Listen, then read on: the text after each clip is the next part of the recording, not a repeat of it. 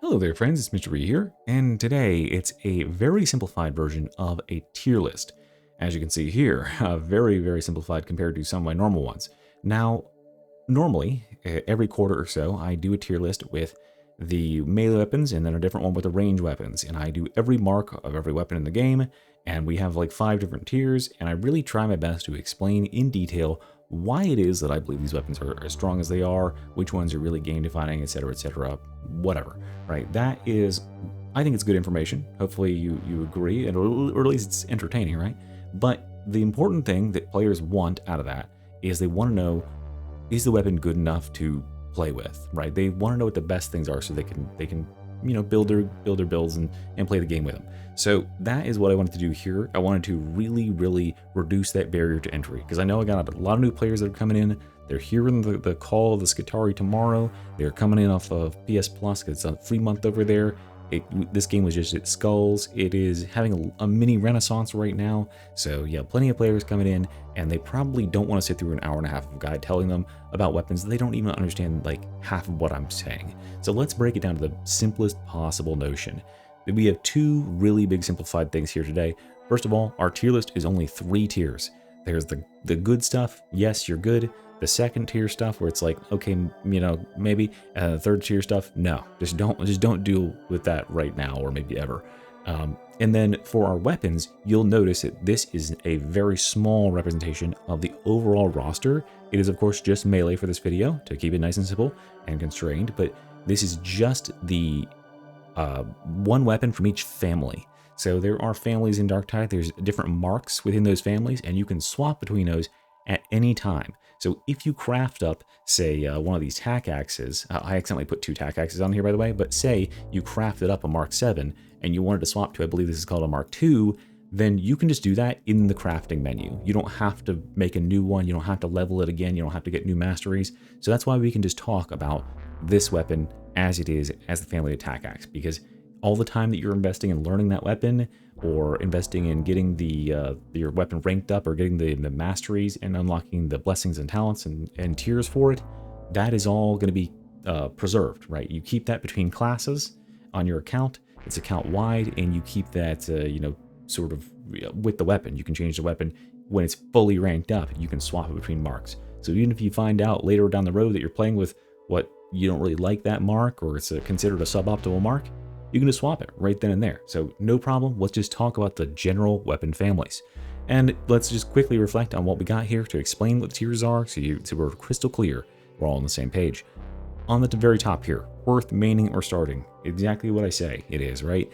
These are the weapons where I think that these are the ones that you should start the game with. These are the ones that you should main all throughout your leveling process, and should probably be focusing the vast majority of your time on when you are trying to push into higher difficulties and really challenge yourself, and especially learning the game, because these are the ones that are the strongest. They have the best return on investment. I don't want to send you barking up the wrong tree and tell you to play with a weapon that is very or middling in terms of power structure, even if some of these are considered OP or whatever.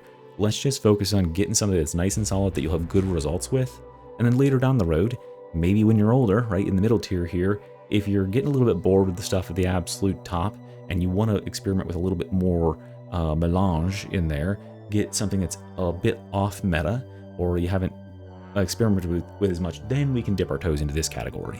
This isn't going to have as much stuff, but there's a couple things that I think are they're good, but they are not something that I would buckle down and put all my resources in right off the bat, right? I think that we'll hold this until we're maxed out and we are starting to look around and want to experiment in our college years. And then finally, not worth the investment. These are ones that I just do not believe right now that most players, I'm talking about the 99% of players, are really going to find much value in. You're going to be just behind the power curve if you're trying to make these things work. Unfortunately, there are quite a few of these. And sorry if you are have invested time in this. Sorry if you are a player who's been playing for a long time, you're playing with this. This isn't for you. This is for new players who just want to have something that works, right? So that's what we're here. What works, what doesn't. All right, let's begin. So I'll be explaining which classes these belong to as well, in case you don't know, and describing it. I'll be speaking about it. So listen up, right? I don't have any words on these, and maybe I shall create some thumbnails at some point that have words on them. But first up, we have Bully Club. This is an Ogrin weapon. So the Bully Club is an Ogrin weapon, really simple, unga bunga weapon. Clubs enemies around. The mark that is pictured here is the Mark III. This is a very good mark if you're interested in playing with the Bully Club. A very stupid simple weapon. This is the best mark of it, by the way. This is definitely a worth maining weapon. It's going to absolutely clobber the crap out of enemies. It's very fast. It is very stagger heavy, so enemies don't really resist getting knocked down by it. It's got a super simple swing pattern, and it does reasonable amounts of damage. So yeah, you can find me using this in a lot of builds, especially check, maybe 6 months plus ago. This was very much in vogue. It's come down a little bit since then, but it is still definitely in that top tier. Then we have the Power Maul here. So this is a new up-and-comer for the Ogrin as well. The Ogrin Power Maul is 100% one of his best weapons right now. Definitely something you should be looking into playing with if you're playing Ogrin. There's 2 weapons that are extremely dominant on Ogrin right now, and this is one of them.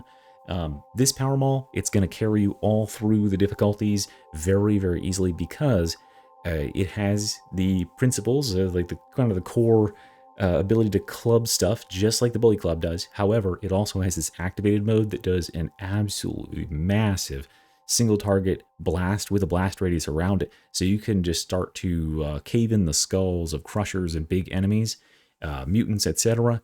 It's a pretty easy use case to explain and learn as well, right? Club little stuff with the light attacks and some heavy attacks, and then when you see a more armored or elite target, power it up and dunk on them. There you go. So that's really simple. Next up is the Tactical Axe, the Tac Axe as people call it. The Tac Axe is a fast attacking crit-based weapon. This Tac Axe is on the Hive Scum, the Arbites, it's on the Zealot, it's on the Veteran, and it's on the Psyker, so all the human classes. And this is definitely 100% one of, and here's a second Tac Axe, they're the same thing, right? I just accidentally added 2 in here when I was trying to grab weapon families. This is absolutely one of the best families of weapons in the game right now. Super simple to use and understand, especially if you are a player that is playing and leveling up. This thing will overpower enemies very quickly and easily. It synergizes well with crit because there's a ton of weapons, there's a ton of crit built into it. There's a ton of talents that work with crit, and a lot of classes right now are very dependent on crit for their damage. So you can't go wrong with the Tac Axe. The Tac Axe, the only weakness is Carapace Armor, which only occurs with your crushers, which are mainly evident at much higher levels of play. So you really don't need to worry about them for most of it, and it still does just fine against them, honestly. Next up, we have the Arbites. The Arbites Shock Maul here. This is one of the 2 melee exclusive weapons to the Arbites, and it is absolutely a solid one. I believe this is the one you start with in the game. Definitely, you just go whole hog into this. This thing is just like the Bully Club, but it's even more powerful. It has a shock attack that can paralyze enemies, but honestly, most of the time, you don't need it, because the raw power of this thing, it's statted enough that it's going to crush and kill most enemies, and what it doesn't, it will stagger. This is a great one to main all game long. You'll see Arbites players using it even into the late game, because the Arbites has a much smaller arsenal to pull from. He doesn't have that many diversity of weapons. He does have the Tac Axe, but I would say that he is probably better with this weapon here, the Bully Club, the Arbites Shock Maul. Definitely probably his best weapon. Maybe tied with his other weapon here, the Shock Maul and Shield, another weapon you can 100% start with. If you're deliberating between which one you want to use here, the real difference here is we've got the Arbites Shock Maul has more damage, obviously, more killing capability, and you can still kill a lot of stuff with the shield. However, the shield is going to struggle against single targets. So if you're entering into difficulties where you're struggling to deal damage against elites and stuff, you might want to step up the damage over here. This one, however, the shield has, of course, that unique flashbang capability. So if you are trying to go for the tank fantasy, the crowd controller fantasy, learning to win and how to use the flashbang to stop enemies from being able to do anything, it's quite useful. It's really impactful. So both of these are super solid, very easy to pick up and learn, very powerful in the grand scope of things. Awesome stuff to start with. Then we have the Ogrin Shovel. This is a maybe when you're older. The Ogrin shovel is okay, right? There are certain marks in the shovel that perform decently. However, I think that for the vast majority of the shovel, it's going to get outclassed by the pickaxe, which we'll talk about in a minute. The shovel just has a little bit too much requirement in terms of setup, and it's also just not as broad spectrum dominant right now. The Ogrin is very, very good at like crowd controlling and knocking back and staggering hordes and big enemies alike, and the shovel really doesn't play with those strengths. It's a solid weapon, sure, like you can level with it if you got one, but you're going to get more, and it's going to be way easier and more powerful to play with a weapon that's all about stagger and impact with the Ogrin than it is to play with the shovel, which requires more setup and more nuance. So yeah, shovel's in the mid tier here. Then we've got the chain sword. Not worth the investments. The chain swords have long, and it's unfortunate too, because a lot of people come off 40k, they're like, oh, chain sword. Nah, chain swords have long sort of suffered in this game. The chain sword's problem in this game is that it is a very low impact weapon that also attacks very fast, but doesn't have really too much damage to speak of. Compare it to the tack axe, where it's like, okay, this is another weapon here that doesn't have that much impact, meaning it doesn't stagger enemies all that well on individual hits, and it has really fast attack speed, but this weapon absolutely pumps damage because of its high critical ratios, and it starts to blow up enemies and really scales well with the game. The chainsword here, it invests far too much of its power in the revved animation part of it, and that just is not useful in the game. It's like maybe marginally useful in the earlier ranks, but as you rank up, as you experience higher difficulties, it will ultimately not be useful for the reason we'll talk about for other chain weapons in a minute, just because, like, the game does not very often allow you the time to rev your weapon and then lodge it in an enemy and then wait for this whole thing to happen. The game encourages much more, these days at least, fast-paced weapons. So yeah, this is not exactly winning any awards. Then next up we have the Devil's Claw. So the Devil's Claw, oh, by the way, the chainsword here appears on the Veteran, the Zealot, the Psyker, and not the... Or it's on the Arbites, right? I can't remember. Just don't use it. Okay, cool. All right, right. Devil's Claw. Devil's Claw is on a ton of classes. I think it's on every human class, as far as I can remember. I believe it's on... It's not on Arbites, is it? I don't want to look it up. Someone tell me in the comments. But yeah, the Devil's Claw is a good weapon. However, the Devil's Claw invests its power in its parry skill. So you cannot really, unless you're playing Hive Scum, go on the aggressive with this weapon. It doesn't have very front-loaded damage stats.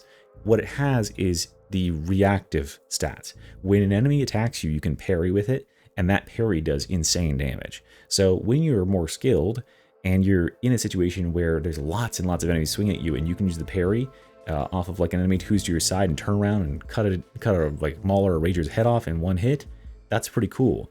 But when you are pushing through difficulties, when you are on the offensive against enemies and you're trying to, do that stuff, this weapon's going to feel like nothing. It's really not going to feel very powerful at all, because attacking enemies with it in a straight up way does not hold very much power. It's only really got that power when you're doing those parries with it.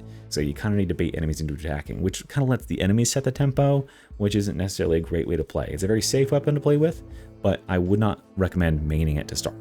However, let's move into this next weapon here, which is another Katachan, but instead of the Katachan Devil's Claw, we have the Katachan Combat Blade. Absolutely a weapon that is worth maining or starting. This weapon, it appears on, just like the Tack Axe, it appears on, I think, just about every...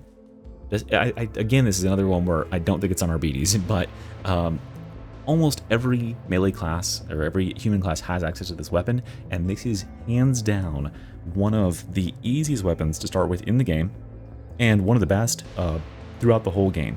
This weapon has a particular blessing on it that if you can unlock it, which doesn't take very much investment at all, that adds 4 stacks of bleed on a body shot, and so it trivializes lower difficulties very, very quickly, because that much bleed with light attacks from a very quick, fast dagger like this can really stack up and do a crazy amount of damage to bosses and regular enemies alike. So this weapon can very easily carry you through the leveling process, making mincemeat of tons of enemies. It also enables you to be very fast, and I think this is a great weapon to start learning some of the fundamentals of Darktide with, because this weapon doesn't have a whole lot of impact, meaning it does not stagger enemies. Therefore, the enemies will be swinging at you. So you need to go in, get some hits done, and then learn to dodge or learn to block when enemies are going to swing in retaliation. And if you can do that, if you can land a couple hits on them and then they'll start bleeding, then you can do a dodge and maybe come in for one more hit.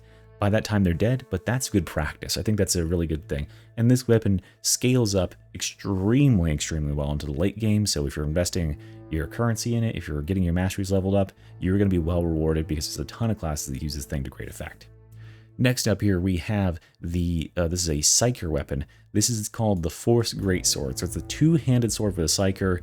Absolutely one of the best weapons on the Psyker. However, this weapon, what I'll say is 100% is worth maining or starting, but if you are committing to this weapon, you would use this weapon if you are intending to play Psyker as a melee class.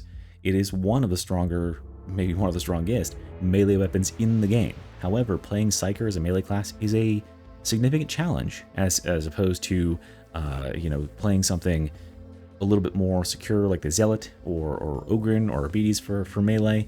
The Psyker is kind of a glass cannon, but this weapon can absolutely do insane damage and is a war crime tool. I can't really honestly put it any lower than saying it's worth maining or starting, but I will hit it with that caveat of understand that you are basically signing a waiver that says, I want to play a glass cannon melee character. I want to play the very squishy mage character as a melee. With all that knowledge, I will say, exceedingly powerful. Definitely one of the ones that is viable in the late game. Just like this next one here, which is the Force Blaze Sword. This is a one-handed version. This is Psyker is a weird class, right? Psyker is the weirdest class out of the existing classes right now, and that is because the Psyker is primarily a caster class. He is concerned with using his blitz abilities, his psionic powers, or his staves generally, and oftentimes when he's not in the melee configuration, strays away from using his melee very often. And this is the Force Sword here. This one is the Demos Force Sword. The Force Sword, a lot of its power is derived from having various blessings on it that can augment your other psychic powers. So we've got the ability to deflect bullets and to deflect, just get a big block damage reduction, which can make you have some nice additional defenses with this weapon. This weapon can also spread and propagate Soul Blaze if you wanted to lean into that. This weapon can do Uncanny Strike. It's actually a very, very competitive weapon.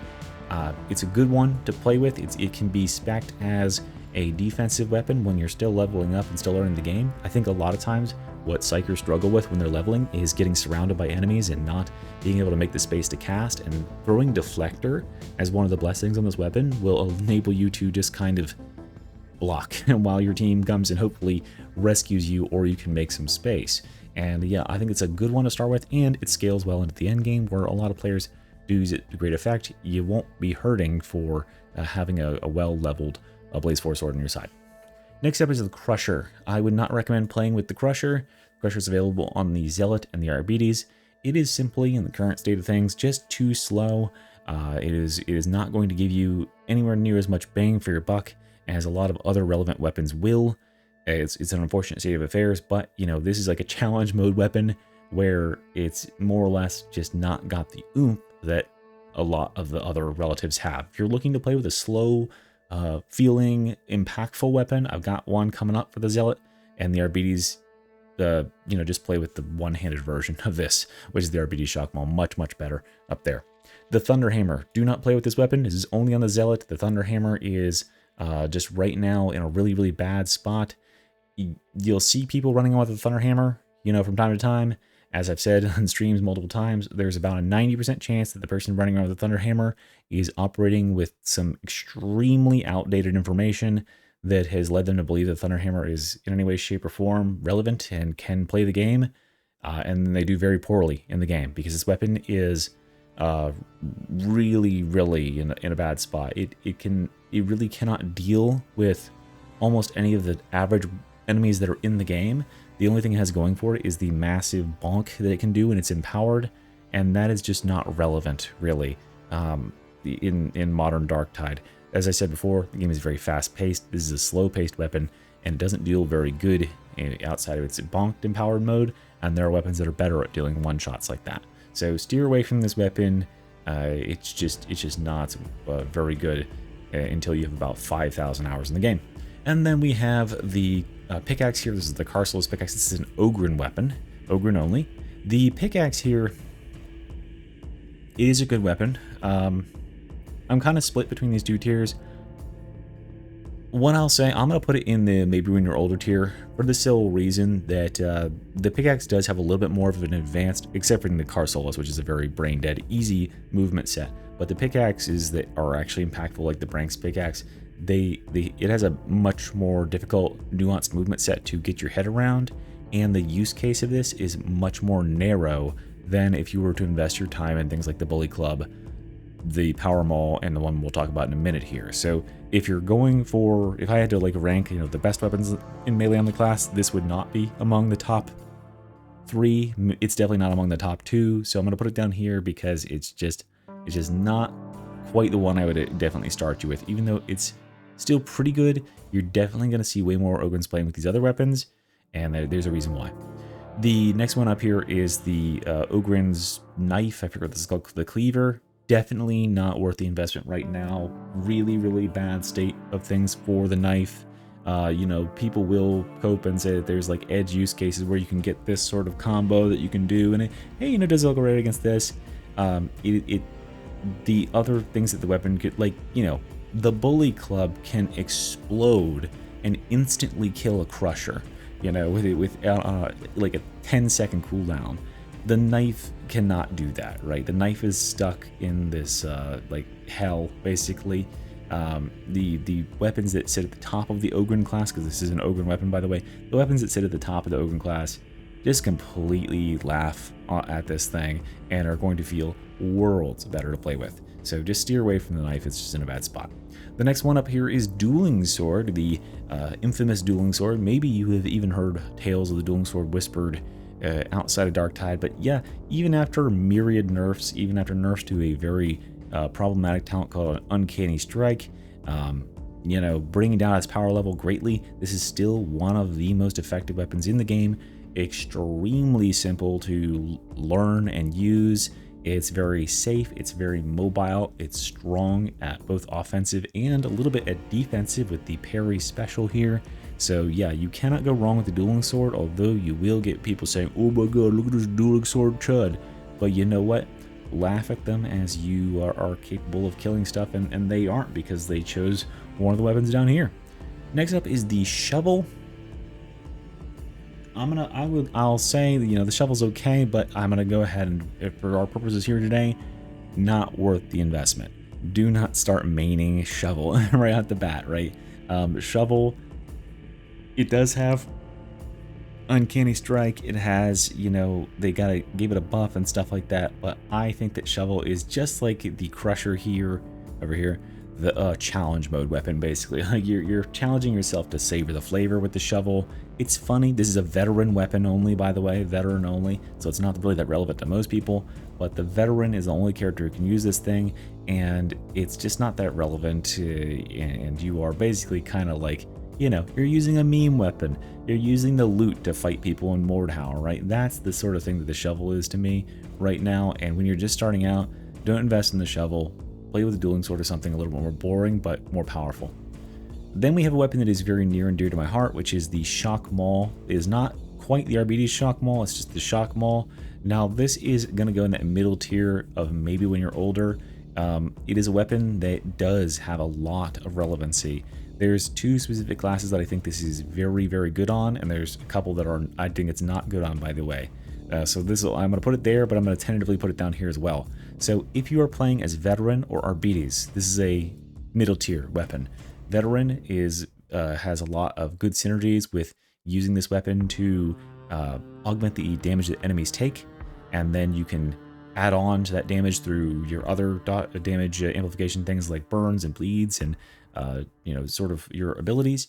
And then the Arbites, because of his strong stagger, he can use this weapon in place of the Arbites shock maul up here, and it's pretty much a side grade in terms of that, but you do need a certain set of blessings, the Skull Crusher blessing, for it to work. So I'm going to put it down here. It's one that you'll want to look into. You'll see it on some of my build guides.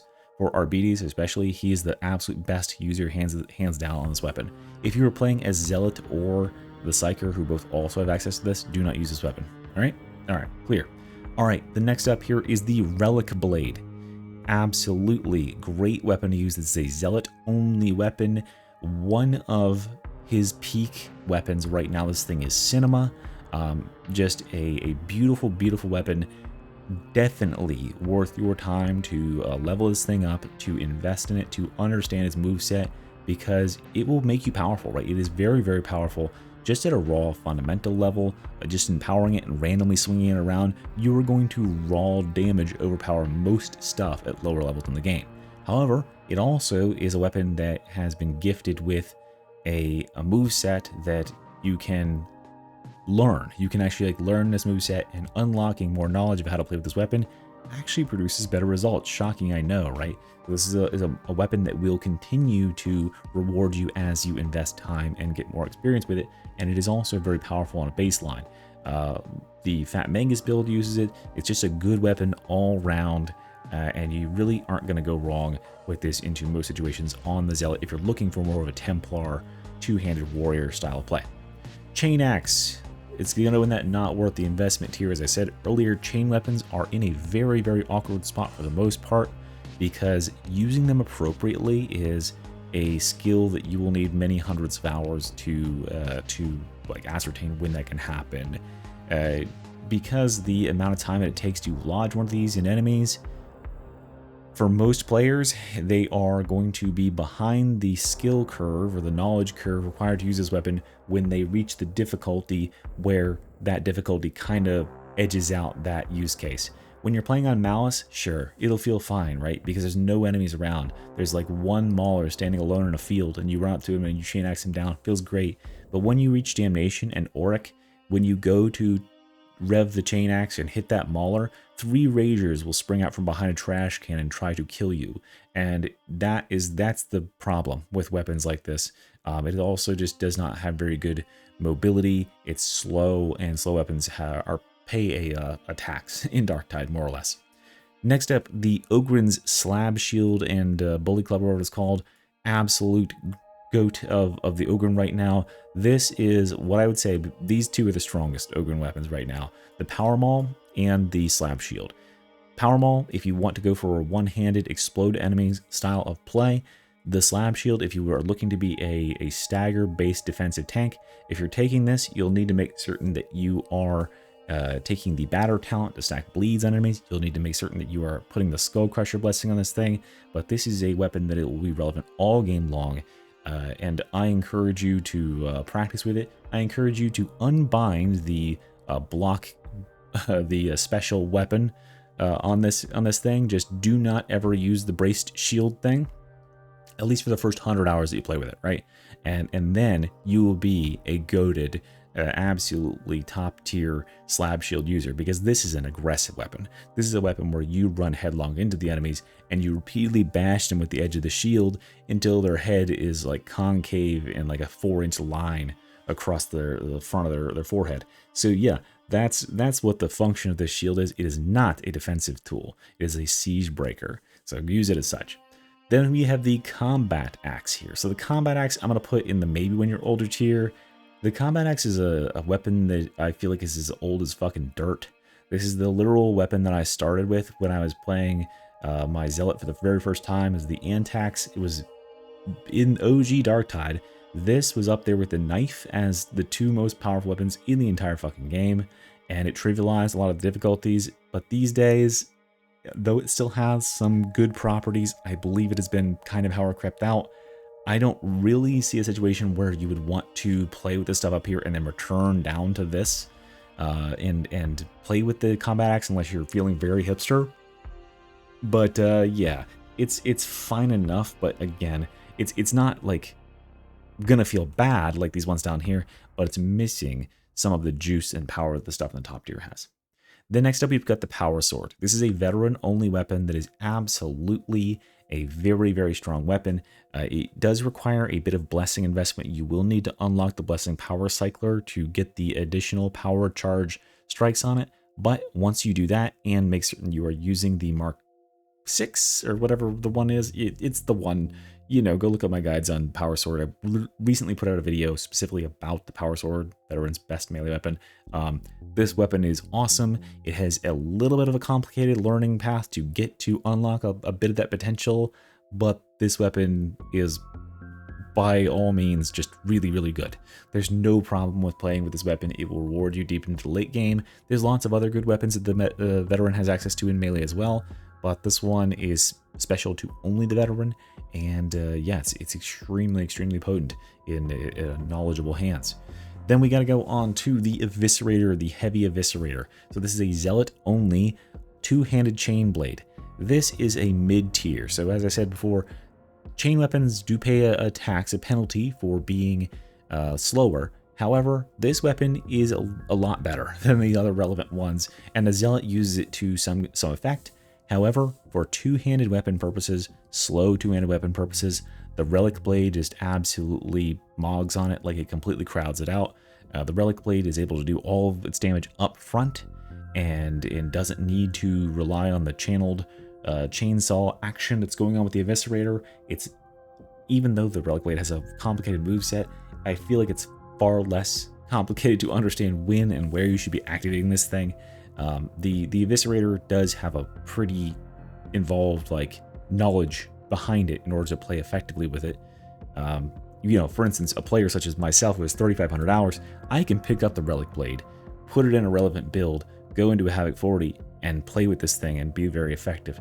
The Eviscerator, I find myself getting fucking dunked on because you can do a lot of damage, but you can get stuck into enemies with the sawing, and I feel like there's an extra level of knowledge there. So it's just not quite on that level. Maybe when you're older. Then we've got the Heavy Sword. Definitely not worth the investment. There's been many times where they have tried to buff this Heavy Sword. They have said openly that it's okay if not every weapon in the game is considered good against all enemies. My question would be okay, well, what is this supposed to be good at that everything else isn't? The Heavy Sword is, to me, the Devil's Claw here, but without the ability to counterattack and do a bajillion damage. So yeah, the Heavy Sword is just a weapon that I don't really encourage you to practice with, invest time in, or learn at all, because, I mean, yeah, it's made irrelevant by pretty much everything else. And this is available on pretty much every class right now. I think it literally is on every human class. So all 5 classes, not the Ogrin, but yeah, every human class has access to this. Then we've got some Hive Scum weapons here. We've got the dual shivs, absolutely worth maining or starting here. These things are insane, and the Hive Scum makes very, very easy use of them. Use this mark here, by the way. This is the better of the 2 marks if you're interested, and just stack a bunch of crit. If you're a player who's playing on lower difficulties, just, left click slash through everything. If you're playing higher difficulties, start to practice your movement tech and the skiing around the place, sliding around like a lunatic, and then double stabbing dudes in the head. Yeah, it's a really, really, really powerful weapon. Synergizes with a ton of Hive Scum talents. Definitely top tier, worth investing in, and I believe it's the one you start with as well. Then we've got the Bone Saw, absolutely worth maining starting as well. This is my preferred way to play the Hive Scum. I know players prefer to play at 100 kilometers an hour with the dual shivs and stuff, but I like the more slow, methodical approach of the Bone Saw here. It has, you prepare your attacks. You do overheads that latch into enemies and chop them in half, saw them in half. You can do little light strikes and build up toxin stacks on enemies. It also has a purple mode and a green mode. The purple mode makes armored enemies and boss enemies take more damage, and it can provide a buff to your team and everybody that's damaging that target. The green mode stacks toxin on enemies, which has synergies with tons of stuff in the Hive Scum's tree. Because when enemies have low HP, at like lower difficulties, the toxin is actually like very, very potent. It cleans them up very fast. So I think this is a great one. Super, super easy, super like simple moveset. Lots of stamina, very easy weapon to use effectively. Good, solid. Crowbar, I'm gonna go with maybe when you're older. You know, Zealot, or not Zealot, Hive Scum is able to turn, I would say, like, I was literally gonna joke and say like a bent piece of rebar into a competent weapon, but literally the alternate skin, the deluxe skin for the crowbar is a bent piece of rebar. The Hive Scum can literally take a feather, like a big ostrich feather, and due to the talents that they have, turn that into one of the more deadly melee weapons in the game. So the fact that the crowbar is in the middle tier here is like, it's not really an indictment of like, you know, how powerful it is. It's probably more powerful than a lot of stuff that's in this tier up front, you know, if you're playing with the Hive Scum and just going melee mode. However, if I'm comparing it to its relevant sort of competitors in the Bonesaw and the Shivs here, I have to say it's behind those, right? It just does not have as much upfront power. So kind of, if you're interested in playing a slower swinging weapon, you know, a two-handed weapon with the Hive Scum, it's the Bonesaw. The Bonesaw is just going to be this, but it gets the additional added chemical stuffs going on, more synergies and that sort of stuff. I think it's more interesting and more viable. Check out my Toxic Avenger build if you want to play with this. Gordon Fentman is also fun. I'll need to put another version of that out, but I believe I have changed Gordon Fentman over to using the Bonesaw as well, because some of those attacks are just so much better and easier to use. Finally, we have, and by the way, remember, this is a duplicate of something that goes up here, so I'll just go ahead and put it there. But then we have the Power Falchion. The Power Falchion is an alternate universe version of the Veteran's Power Sword. It is also a veteran-only weapon, and the Power Falchion is kind of exists in this middle limbo realm where it does not exactly have enough power to justify it being feeling like a power weapon, and it does not have enough movement speed or agility to consider itself like a non-power weapon, right? So you pay a lot in terms of the movement tech here, and it doesn't really feel all that powerful. I would not say it's nearly as bad as most of the stuff in the bottom tier, but definitely do not start with this weapon if you're interested in playing with a power weapon on the Veteran. Start with the Power Sword here, and then that will sate that lust. Or play it on the Zealot and use Relic Blade instead. It's just that. It's the exact same power structure, a lot of the same talents, but this weapon is insane as compared. Okay, so there's your layout there. You can see there's lots and lots of options. If you're playing on Ogrin, you can choose, well, I mean, you can choose anything, right? But my recommendations if you're playing on Ogrin, Bully Club at the bottom, then these are the top two, the Power Maul and the Slab Shield. If you're playing on any class, choosing the knife, the dueling sword, the tack axes, those are awesome, awesome, awesome whenever those are available on classes. If you're playing the Arbites, either one of his exclusives, the Arbites Shock Maul or the Arbites Shock Maul and Shield, are great. On the Psyker, the Blaze Force Sword and the Blaze Force Great Sword are good picks, but one of them, the Blaze Force Great Sword, is for melee Psykers, the other one is for caster Psykers. Then when we are going over to the Zealot, you've got the unique Relic Blade sitting up there at the top. That's his, he has a lot of exclusive melees. This is his one that's in that top bracket. Definitely one I think you should try out if you're interested in being Crusader or Zealot. For the Veteran, there is one exclusive for him, which is that Power Sword. I believe I want to say the Power Sword Mark 6. I can't remember for some reason right now, but the Power Sword Mark 6 is the better of the two marks, but you can find my builds on that on the channel. And then for the Hive Scum, the Bonesaw and the Needles, the dual shivs are awesome up there. So that's the stuff you should be sticking with. This stuff down here in the middle, maybe a little bit later on when you are bored with this stuff at the top, but that's plenty to play with. That is quite a bit of options, and I think that's a great place to start for your first couple 100 hours. You'll have lots of fun with those tools. They're great. And hopefully we get some more added soon. Look out for the ranged version of this list if you're interested in playing a ranged character. It's coming maybe later today or tomorrow. Subscribe, all that stuff. Thanks for watching, guys. This should be out of here. Bye-bye.